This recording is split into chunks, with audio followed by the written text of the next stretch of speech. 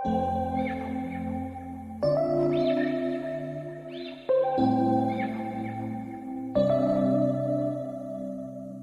we met, I could tell by your smile. You hadn't been with a good girl like me in a while. Hi friends, எல்லாரும் எப்படி இருக்கீங்க? உங்களை பார்த்ததுல ரொம்ப சந்தோஷம். இன்னைக்கு நம்ம கிச்சன்ல ரொம்ப ஸ்பெஷல் ரெசிபி என்னன்னு பாத்தீங்கன்னா குட்டீஸ் ஸ்பெஷல், குழந்தைகளுக்காக செய்யறது. இன்னைக்கு பாஸ்தா. குழந்தைகளுக்கு பிடிச்சது பாஸ்தா தானே. இது வந்து சங்கு மாதிரி இருக்கிற பாஸ்தா, இது வந்து ஒரு டியூப் மாதிரி இருக்கும் பாத்தீங்கன்னா, அந்த பாஸ்தா. ரெண்டுத்தையுமே நம்ம மிக்ஸ் பண்ணி தான் இன்னைக்கு இந்த பாஸ்தா செஞ்சு காமிக்க போறேன். ரொம்ப ஈஸியாகவும் இருக்கும், நல்ல டேஸ்டாகவும் இருக்கும். வாங்க அது எப்படி செய்யலான்னு பார்க்கலாம். அதுக்கு முன்னாடி நம்ம சேனலை சப்ஸ்கிரைப் பண்ணி வச்சுக்கோங்க, கூடவே இருக்கிற பெல் ஐக்கானே ப்ரெஸ் பண்ணி வச்சுக்கோங்க. மறக்காம வீடியோவை முழுசா பாருங்க. Thank you friends. இன்னைக்கு நம்ம கிச்சனில் பாஸ்தா எப்படி செய்யறது அப்படின்றத தான் பார்க்க போகிறோம். இதுக்கு வந்து நான் 2 டைப் பாஸ்தா எடுத்திருக்கேன். சங்கு மாதிரி இருக்கிறது ஒன்று, டியூப் மாதிரி இருக்கிறது ஒன்று. இப்போ தண்ணி கொதிச்சிட்டு இருக்கு. இதில் கொஞ்சமாக உப்பு போட்டுக்கோங்க, கொஞ்சமாக போட்டுக்கோங்க. நம்ம பாஸ்தா ரெடி பண்ணும்போது கொஞ்சம் போடுவோம். இப்போ போடுறது வந்து பாஸ்தாக்கு ஒரு டேஸ்ட் கொடுக்கறதுக்காக. இதில் 1 ஸ்பூன் எண்ணெய் ஊற்றிக்கோங்க, அப்போ தான் ஒன்றோட ஒன்று ஒட்டாமல் இருக்கும். இப்போ இதை வந்து கட் பண்ணி அதில் கொட்டிடுவோம். இப்போ பாஸ்தாவை வேக வச்சு எடுத்துக்கணும். 2 பாக்கெட்டுமே இதில் பிரித்து நான் கொட்டிக்கிறேன். உங்களுக்கு எவ்வளோ தேவையோ கொட்டிக்கோங்க. உங்களுக்கு எவ்வளோ பிடிக்கும், ஒரு பாக்கெட்லேயே போதும்னா 1 பாக்கெட் போட்டுக்கோங்க. இது நல்லா வேகணும். இது நல்லா கிளறி விட்டுக்கோங்க, அடி பிடிச்சிரும். கிளறி விட்டு இது ஒரு 10 நிமிஷம் வெந்தால் தான் அது வேகும். நல்லா சாஃப்டாக வேக வச்சு எடுத்துக்கோங்க, இல்லைனாக்கா ரப்பர் மாதிரி இருந்துடும். நடுநடுவில் கிளறி விட்டுக்கோங்க.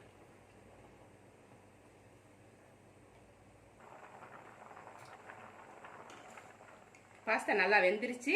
இதை வந்து வடிகட்டிடணும். தண்ணியெல்லாம் வடிகட்டிட்டு ட்ரைன் பண்ணி எடுத்துட்டு வந்துடலாம். பாஸ்தா பண்ணுறதுக்கு வானல் சூடு பண்ணியிருக்கேன். இதில் கொஞ்சமாக எண்ணெய் ஊற்றிக்கலாம்.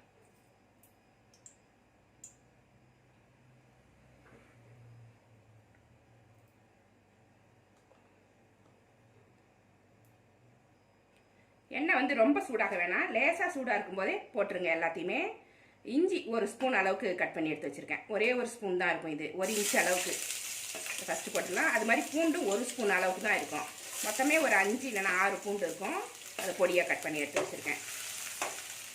2 பச்சை மிளகா சின்னதாக கட் பண்ணி வச்சுருக்கேன், அதையும் போட்டுருங்க. எல்லாமே ஃப்ளேமை கம்மி பண்ணிவிட்டு குறைஞ்ச தீயில தான் பண்ணணும்.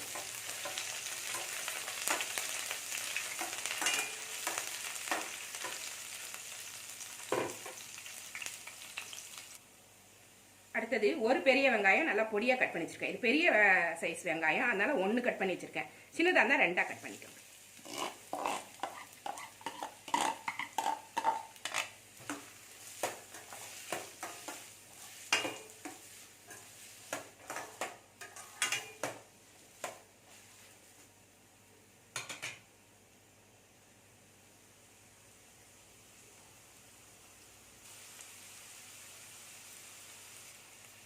ஒரு கேரட்டு கட் பண்ணி வச்சுருக்கேன், சின்னதாக தான். சின்ன கேரட் இது, பெருசாக இருந்தால் பாதி போட்டுக்கோங்க.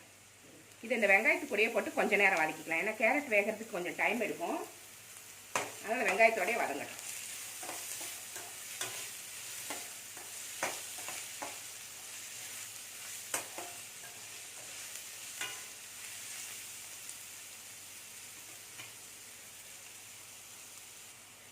அடுத்தது குடமிளகாய் எடுத்திருக்கேன். 2 கலர் எடுத்திருக்கேன். இது ரெட் கலர், இது கிரீன் கலர். ஒரே கலர் இருந்தால் கூட போட்டுக்கோங்க. இது ஒன்று இது ஒன்று, இந்த மாதிரி சின்னதாக கட் பண்ணி வச்சுருக்கேன். அதை இதில் சேர்த்துடலாம்.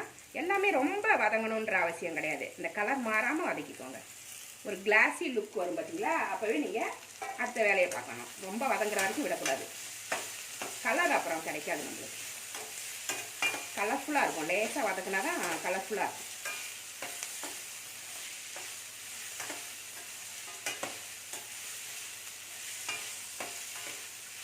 ஹை ஃப்ளேமில் வைக்காதீங்க, மீடியமில் வச்சுட்டு மெதுவாக வதக்கு.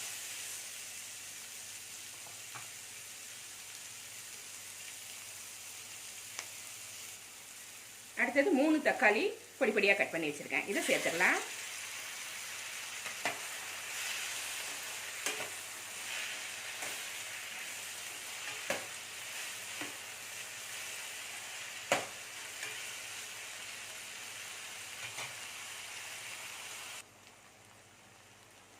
தக்காளி வதங்கிருச்சு.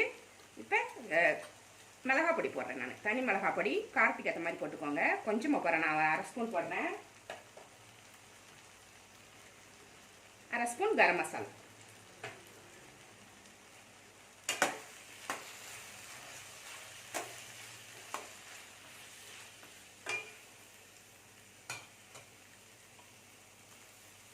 உப்பு தேவையான அளவு போட்டுக்கலாம்.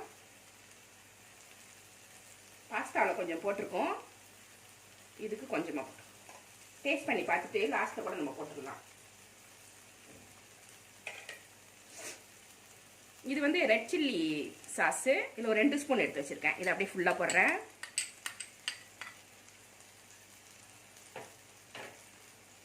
இது தக்காளி சாஸு, டொமேட்டோ சாஸ். இதுவும் 2 ஸ்பூன் தான். ரெண்டுமே சமமாக போடுறேன் நான்.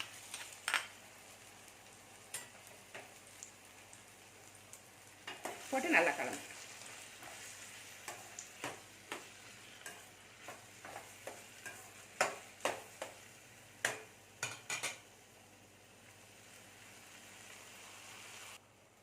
நல்லா கலந்து விட்டாச்சு. இப்போ கொத்தமல்லி புதினா கொஞ்சமாக போட்டு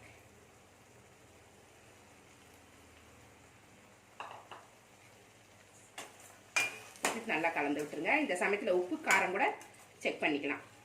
காரம் பத்தலைன்னா போட்டுக்கலாம், உப்பு பத்தலைன்னா போட்டுக்கலாம்.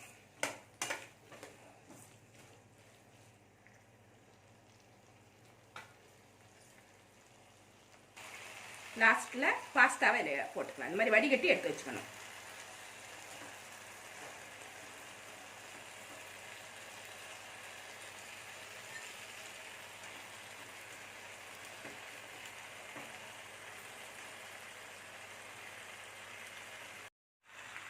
பாஸ்தாவை கொட்டிட்டு மெதுவாக கிளறி விட்டுக்கோங்க. சிம்மில் வச்சு கிளறிக்கோங்க இந்த சமயத்தில், இல்லைனாக்கா அடி பிடிச்சிடும். வந்து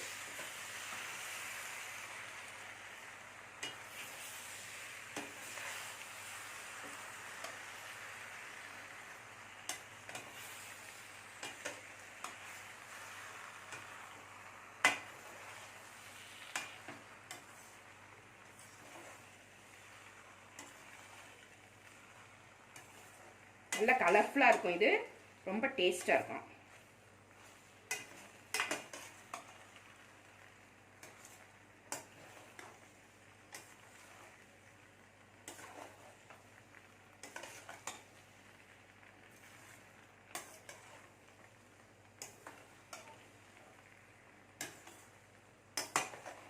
அவ்வளோதான், இது ரெடி ஆயிடுச்சு. இது ஒரு பிளேட்டில் எடுத்து வச்சு உங்களுக்கு நான் காமிக்கிறேன்.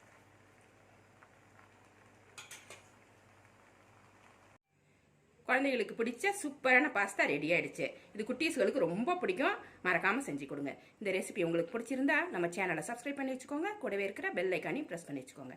லைக் பண்ணுங்கள், ஷேர் பண்ணுங்கள், கமெண்ட் பண்ணுங்கள். இவ்வளோ நேரம் என்னோட வீடியோவை பார்த்தா எல்லாருக்குமே நன்றி. Thank you friends.